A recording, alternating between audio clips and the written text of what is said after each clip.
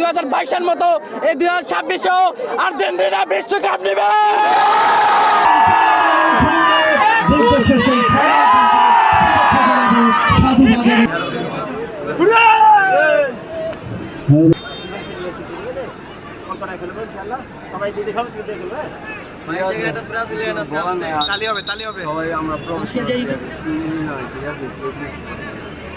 দুর্দর্শ একটা খেলা দেখলাম আমরা। এখন নাম্বারে ব্রাজিলের সমর্থকের অনুকূলে বল বাড়িয়েছেন লম্বা করে দলীয় রাইট উইঙ্গের অঞ্চলে, সেন্টার সার্কেল অঞ্চলে বাড়িয়েছেন লম্বা করে। এখনো ব্রাজিলিয়ান বাম প্রান্ত থেকে দলীয় লেফট উইঙ্গের অঞ্চলে বাড়িয়েছেন লম্বা। হাড্ডাহাড্ডি খেলা হয়েছে, যদিও আর্জেন্টিনা ব্রাজিলের একটা ভালো হাইপ থাকে খেলার, অবশ্যই এটা হয়েছে।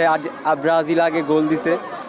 ওভারফ্লো কিংবা লিকেজের ঝামেলা? ঠিক এই সমস্যার সমাধানে এসেছে স্মাইল বেবি ডাইপার। এর সুপার অ্যাবজর্পশন টেকনোলজি এখন দেয় 30% বেশি শোষণ ক্ষমতা।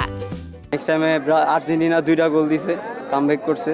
তো সবসময় বড় মতো যে আর্জেন্টিনা ব্রাজিলের একটা খেলায় উন্মাদনা থাকে, উৎসাহ থাকে, এটা মাঠে আজকে দেখা গেছে। আর অনেক দিন পরে এই মাঠে খেলা হয়েছে, আশা করি এরকম খেলা আরও বেশি হোক। আর জিত তো আসলে খেলার মধ্যে থাকে, ঠিক আছে। তবে আমরা প্রথমার্ধে এগিয়ে থেকেও যে হেরেছি তাতে কোনো দুঃখ নাই। তবে আমরা জেতার জন্যই লড়েছিলাম। তবে আর্জেন্টিনার জন্য কংগ্রাচুলেশন, ওরা উইন হয়েছে। তবে প্রত্যাশা ছিল আমরা গোল দেওয়ার পর আমরা উইন হব, কিন্তু পারি নাই। তবে ইনশাল্লাহ নেক্সট টাইম আবার আয়োজন হলে ইনশাল্লাহ আমরা চেষ্টা করবো উইন হওয়ার জন্য।